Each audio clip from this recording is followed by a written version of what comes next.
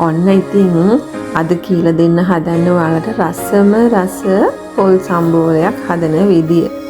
මේක නම් ඉතින් හදන්න ඕනේ වංගෙඩි කොටලා. හැබැයි මිරිස් ගලේ අඹරලා හැදුවත් හරිම රසයි. අපිට ඉතින් දැන් මිරිස් ගල් නෑනේ. ඉතින් බලමුකෝ මෙහෙම හදලා. මම ගත්තා මේකට පොල් බෑවක් විතර. කෑලි මිරිස් කුඩු ගත්තා. ලුණු කුඩු, රතු ලුණු, සුදු ලුණු. සුදු ලුණු විහි දෙකක් විතර ගන්න. එතකොට ටිකක් රස වැඩි. මේ සම්බෝලේ අමුතු රසක් තියෙන්නේ. ඒ වගේම මේ සම්බෝලෙටම තව තක්කාලි බෑවක් ගෙඩියක් දැම්මොත් ඒ රස වෙනම රසක්. ඉතින් අද ඉතින් අපි මේ සම්බෝලෙ ගැන බලමු කොහොමද කියලා. ඉතින් ඔය ටික තමයි මට ඕන උනේ. කෑලි මිරිස් කුඩු, ගම්මිරිස් කුඩු තෝනි තේ හැන්දක් විතර. ඔන්න දැන් ලුණු ටිකයි, සුදු ලුණු ටිකයි වංගෙඩියට දාලා අපි දැන් කොටා ගන්න තමයි හදන්නේ.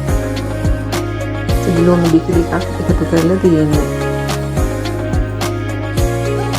මේ ටික කොටා ගත්තට පස්සේ අපි දැන් එකතු කරගන්න ඕනේ කෑලි මිරිස් කුඩු ටිකයි, ගම්මිරිස් කුඩු ටිකයි. ඔන්න දැන් ලුණු ටික කොටලා ඉවරයි. ඔන්න දැන් කෑලි මිරිස් කුඩුත් මම සාමාන්‍යයෙන් තේ හැඳි 3ක් විතර ගත්තා. මොකද නැත්තම් අර සම්බෝලේට පාට මදි. ඔන්න දැන් අපි මේ ටිකත් කොටා ගමු. දැන් ඔන්න ලුණු, කෑලි මිරිස් කුඩු, ගම්මිරිස් කුඩු ටික දාලා කොටලා ඉවරයි. ඔන්න දැන් පොල් ටිකත් එකතු කරගන්න තමයි තියෙන්නේ. ඔන්න ඉතින් මම හැමදාම කියනවා වගේ ඔයාලට තියෙනවා නම් උඹල කඩ අමතක කරන්න එපා. අපිට මේ ඉන්දුනීසියාවේ උඹල කඩ ගන්න තැනක් නැහැ. ලංකාවෙන් ගෙන ආපු ටික ඉවර වෙලා. හරි දුකයි ඉතින් කෑම හදනකොට. ඔන්න දැන් පොල් ටිකත් ඔක්කොම කොටලා තමයි තියෙන්නේ. පේනවනේ. අර වංගෙඩිය දාලා කොටා ගන්න බැරි හරිය බාගට කෙටිච්ච ටික අතින් හොඳට පොඩි කරගන්න ඕනේ. ඔන්න ඒකට දෙහි බෑවක් එකතු කරගන්න. දෙහි ටිකත් මිරිකගෙන ලුණුත් රස අනුව එකතු කරගන්න. ලුණු ඉතින් සාමාන්‍යයෙන් එකතු කරගන්න.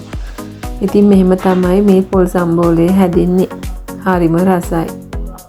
මම නම් ඉතින් ආසම පොල් සම්බෝලයක් තමයි මේ සුදු ලුණුයි ගම්මිරිසුයි එක්ක හැදිච්ච පොල් සම්බෝලේ.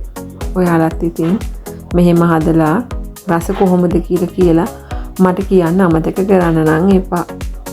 ඉතින් තවත් පොල් සම්බෝල වර්ග ගොඩාක් තියෙනවා. මේ රෙසිපීස් මම ඉක්මනටම ඔයාලට අරන් එන්නම්.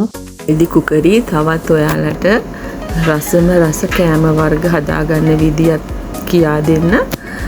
අලුත් රෙසිපියකින් ඉක්මනටම ඔයාලව හම්බ වෙන්න එන්නම්. එතකන් නිරෝගීව ඔයාලා ඉන්න ඕනේ. හෙල්දි කෑම විතරක් ආහාරයට එකතු කරගන්න. එහෙනම් මම ගිහින් එන්නම්.